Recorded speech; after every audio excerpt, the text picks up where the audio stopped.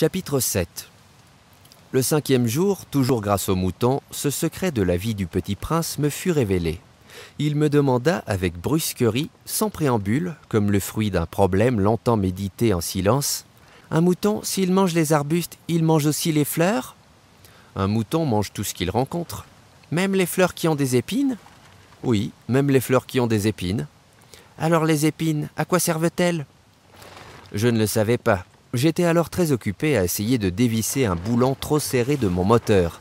J'étais très soucieux car ma panne commençait de m'apparaître comme très grave et l'eau à boire qui s'épuisait me faisait craindre le pire. « Les épines, à quoi servent-elles » Le petit prince ne renonçait jamais à une question une fois qu'il l'avait posée. J'étais irrité par mon boulon et je répondis n'importe quoi. « Les épines, ça ne sert à rien, c'est de la pure méchanceté de la part des fleurs. » Mais après un silence, il me lança avec une sorte de rancune. « Je ne te crois pas. Les fleurs sont faibles. Elles sont naïves. Elles se rassurent comme elles peuvent. Elles se croient terribles avec leurs épines. » Je ne répondis rien. À cet instant-là, je me disais, si ce boulon résiste encore, je le ferai sauter d'un coup de marteau. Le petit prince dérangea de nouveau mes réflexions. « Et tu crois, toi, que les fleurs… » Mais non, je ne crois rien. J'ai répondu n'importe quoi. Je m'occupe, moi, de choses sérieuses. » Il me regarda, stupéfait. « De choses sérieuses ?»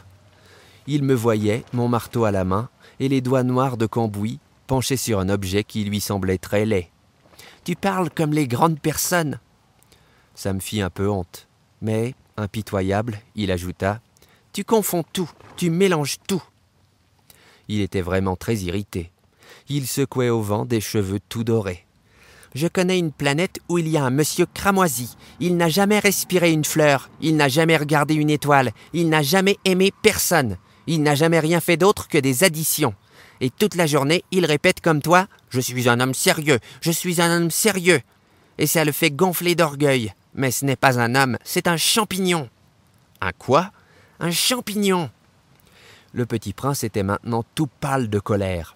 Il y a des millions d'années que les fleurs fabriquent des épines. Il y a des millions d'années que les moutons mangent quand même les fleurs. Et ce n'est pas sérieux de chercher à comprendre pourquoi elles se donnent tant de mal pour se fabriquer des épines qui ne servent jamais à rien. Ce n'est pas important la guerre des moutons et des fleurs. Ce n'est pas plus sérieux et plus important que les additions d'un gros monsieur rouge.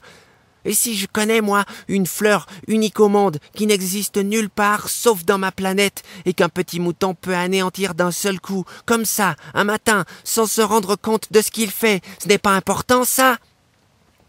Il rougit, puis reprit. « Si quelqu'un aime une fleur qui n'existe qu'à un exemplaire dans les millions et les millions d'étoiles, ça suffit pour qu'il soit heureux quand il les regarde. Il se dit « Ma fleur est là quelque part. » Mais si le mouton mange la fleur, c'est pour lui comme si, brusquement, toutes les étoiles s'éteignaient. Et ce n'est pas important, ça ?» Il ne put rien dire de plus. Il éclata brusquement en sanglots. La nuit était tombée. J'avais lâché mes outils. Je me moquais bien de mon marteau, de mon boulon, de la soif et de la mort. Il y avait, sur une étoile, une planète, la mienne, la terre, un petit prince à consoler. Je le pris dans mes bras, je le berçai. Je lui disais, « La fleur que tu aimes n'est pas en danger. Je lui dessinerai une muselière à ton mouton. Je te dessinerai une armure pour ta fleur. Je ne savais pas trop quoi dire. Je me sentais très maladroit. Je ne savais comment l'atteindre ou le rejoindre. C'est tellement mystérieux, le pays des larmes.